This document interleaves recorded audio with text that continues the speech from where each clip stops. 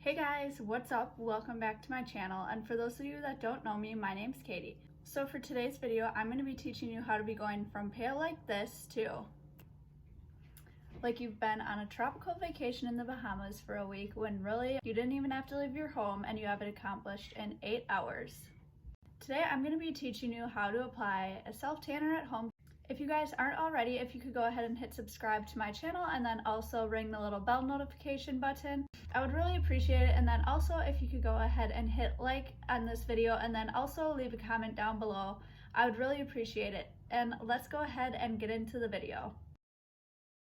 So one of the most important things is making sure that you have your skin properly prepped. So what I do is if I'm going to apply it at night before I go to bed, I'll shower in the morning and exfoliate my skin and shave away any hair. These gloves I have found literally are the best thing for exfoliating my skin. What I do is I put them on my hands and get them wet while I'm showering, and then I'll put some sort of exfoliating body wash. It doesn't really matter what kind. Honestly, this is just a cheap one that I got from CVS, and it works great because it has a bunch of little beads in it to really help remove any of the dead skin. So you'll just put a little bit on your gloves and then you just go through and wash your body like normal, and it just removes any dead skin that you have. After you're done showering, you're going to want to go ahead and moisturize your entire body. So one that I like to use is Curel. This is just the Curel Daily Healing Lotion. I will use that every single day when I moisturize my skin, except for when I do have a self-tanner on. I do use one that's hemp-based so that it doesn't strip away my self-tanner as much. And then also you want to make sure that you wash your face really good beforehand and moisturize it. I like to do this right before I'm going to, because then by the time I get to applying it to my face, it's going to have sunk into my skin really well, but it's still going to have some sort of a barrier so that it doesn't pick up too darkly when you're applying it to it. And then also for after you're done, you want to make sure that you put on some sort of very loose clothing. So like this shirt, it's great because it's really loose, it's not gonna stick to it. And then also I have a pair of just joggers that I'm going to put on after as well. Alright, so for self-tanner, I'm using the St. Moriz Professional mousse in the shade dark, and you put this on and you let it sit for 8 hours. You can let it sit longer, like I a lot of times will put it on before I go to bed, and then once I wake up in the morning I'll just wash it off then. It's not gonna cause any harm or make it streaky or uneven if you let it sit for longer than the 8 hours. And then also I have one of these mitts. This one I just had gotten at Ulta. It costed a couple bucks, and that's to help keep from the palms of your hand getting it on and them turning orange. So you want to shake it up really good beforehand.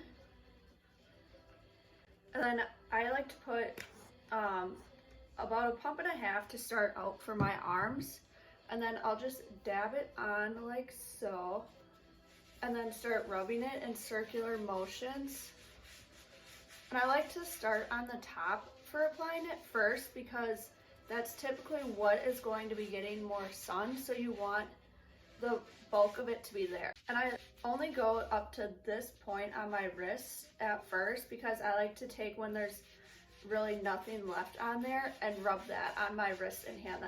And you want to make sure also your elbow is bent so that you don't have any like creases or wrinkles or anything in there from when you straighten it out.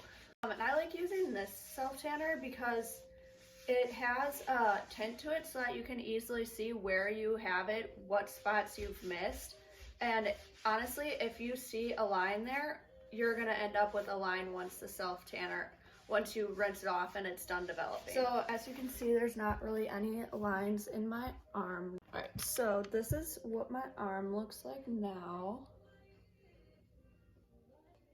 So you can see right here, this is how far I've gone, so then I'll make sure that I continue it as I put it on the rest of the way.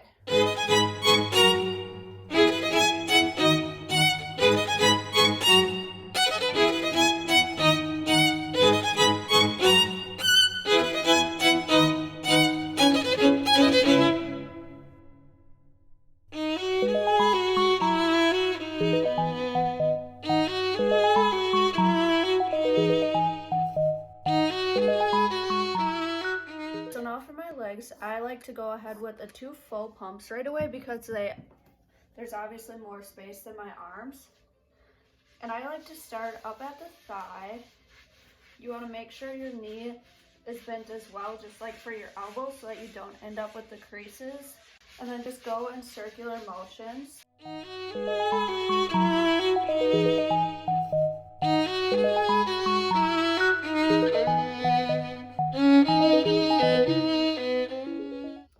Alright, so now that I'm done applying the self-tan to the rest of my body except for my face, I have on my loose shirt and loose bottoms. I'm just going to use a fluffy brush like so. This is an e.l.f.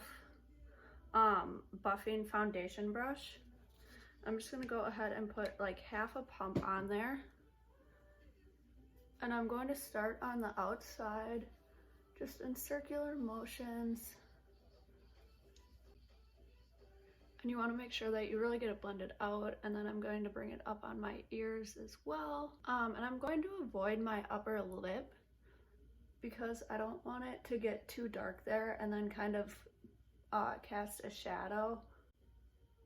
So like with nothing really on here, I'll just lightly go over it.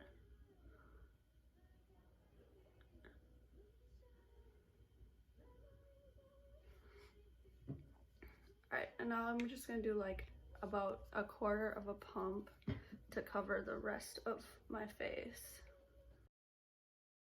And you want to go up into your hairline as well. And make sure you aren't getting too close to your eyes.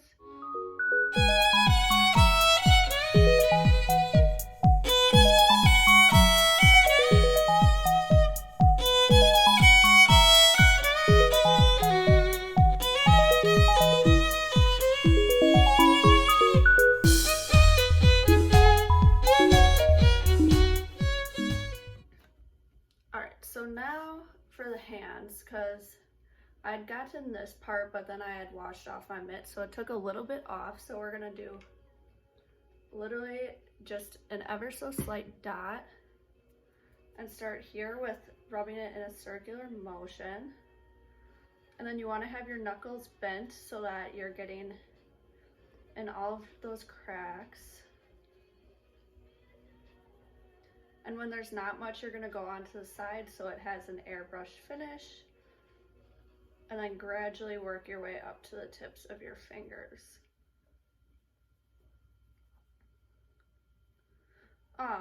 Also, if you're worried about getting on like the palms of your hands or getting too orange or anything, you can put a layer of lotion on beforehand. I personally don't really care because 1, I'm in quarantine. And 2, even if I wasn't, I work in a salon, so my hands are being washed constantly, so it comes off of them literally in a matter of no time. All right, and then we are just gonna let it sit for 8 hours, and I will show you what it looks like after I get it all rinsed off. All right, guys, and this is now after I waited about 8, it probably ended up being more like 8.5 hours, and I washed it off.